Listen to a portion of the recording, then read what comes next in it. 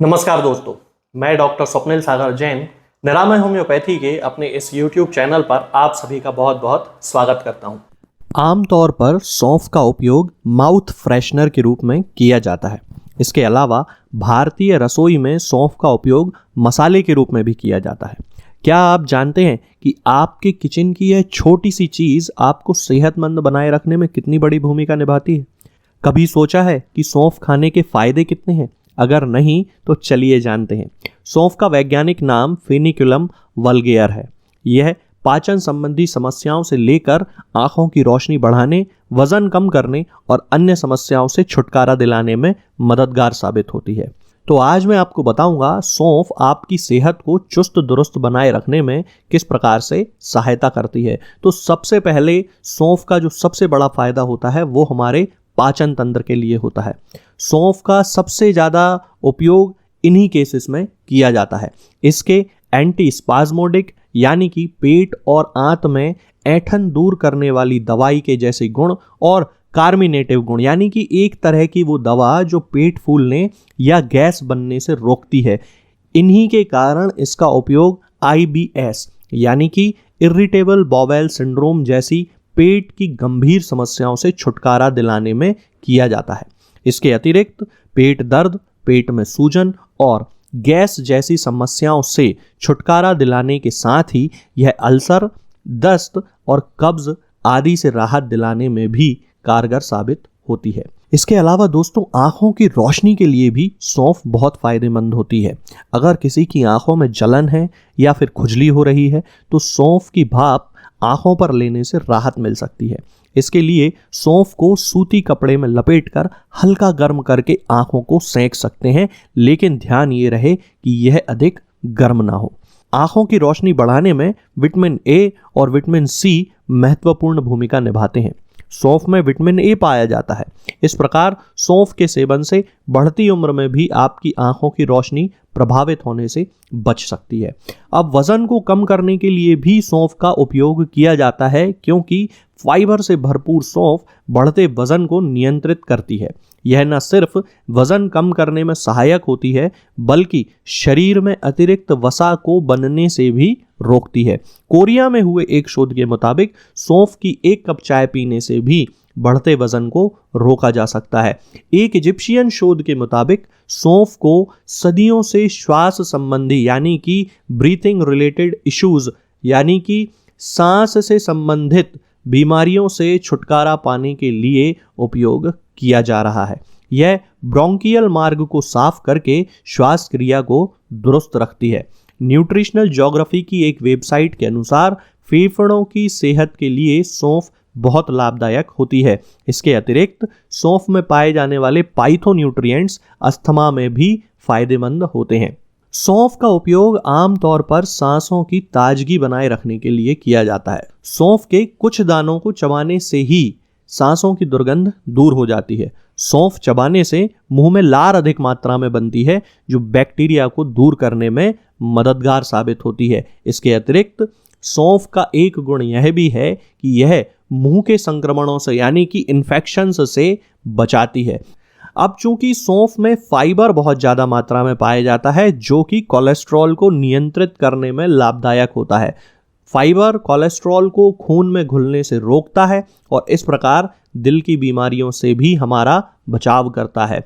अब सेहतमंद शरीर के लिए मस्तिष्क का चुस्त दुरुस्त होना बहुत आवश्यक है। इसमें सौंफ एक बड़ी भूमिका निभाती है। सौंफ में विटामिन E और विटामिन C पाए जाते हैं।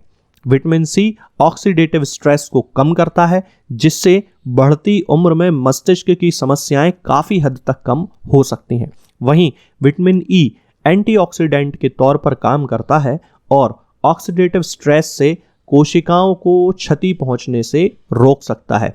इसके अलावा दोस्तों, चूंकि सौंफ में फाइबर बहुत ज़्यादा मात्रा में होता है तो कब्ज की समस्या से भी यह निजात दिलाती है। चूंकि अनियमित दिनचर्या और खान पान के कारण कब्ज की समस्या एक आम बात है, तो फाइबर्स कब्ज को छूमंतर करने में मदद करते हैं। सौंफ का काढ़ा बनाकर पीने से बहुत हद तक कब्ज से छुटकारा मिल जाता है। अब मैं आपको बताता हूँ बालों के लिए हम सौंफ का उपयोग किस तरह से कर सकते हैं, क्योंकि बालों की हेल्थ के लिए सौंफ बहुत ही ज़्यादा लाभदायक होती है, क्योंकि इसमें एंटीऑक्सीडेंट और एंटी माइक्रोबियल गुण होते हैं। बालों में डैंड्रफ, सिर में खुजली और बालों का गिरना, ये कुछ ऐसी समस्याएं हैं जिनसे निजात दिलाने में सौंफ कारगर साबित हो सकती है। इसके लिए आपको सौंफ का एक मिश्रण तैयार करना होगा और उससे अपने बालों को धोना होगा। इससे बालों की उम्र लंबी हो सकती है। तो मैं आपको ये मिश्रण तैयार करने का तरीका बताता हूँ कि आपको 2 कप पानी लेना है और 3 चम्मच सौंफ का पाउडर लेना है। सौंफ के पाउडर को पानी में अच्छी तरह से डालकर मिला लेना है और मिश्रण तैयार होने के बाद उसे 15 मिनट के लिए रख देना है। इसके बाद दोस्तों बालों को अच्छी तरह से शैम्पू से धो लें और उसके बाद जो मिश्रण आपने बनाया है उससे एक बार फिर से बालों को धो लें। ऐसा करने से बालों के गिरने की समस्या से छुटकारा मिल जाता है। तो ये ही सारे दोस्तों सौंफ के बहुत सारे फायदे होते हैं, लेकिन जैसा कि मैं आपको हमेशा बताता हूं कि हर चीज़ को खाने के फायदे होते हैं, तो उसको ज़रूरत से ज़्यादा खा लेने पे उसके बहुत सारे नुकसान भी होते हैं। तो मैं सौंफ के नुकसान भी आपको बता देता हूं, क्योंकि इनके बारे में जानना भी बहुत ज़्यादा ज़रूरी है। तो स्तनपान कराने वाली महिलाओं को सौंफ का अधिक सेवन करने से परहेज करना चाहिए, क्योंकि इससे शिशु की सेहत पर असर पड़ सकता है। दूसरा कि अधिक सौंफ खाने से हमारी स्किन में सेंसिटिविटी यानी कि संवेदनशीलता बढ़ जाती है और धूप में निकलना काफ़ी मुश्किल हो जाता है। इसलिए सौंफ का ज़रूरत से ज़्यादा सेवन भी नहीं करना चाहिए। इसके अलावा दोस्तों यदि हम किसी प्रकार की दवाइयों का सेवन कर रहे हैं तो हमें सौंफ अधिक खाने से पहले अपने डॉक्टर से सलाह ले लेनी चाहिए, क्योंकि कोलेस्ट्रॉल, बीपी, शुगर, इन सभी चीज़ों में सौंफ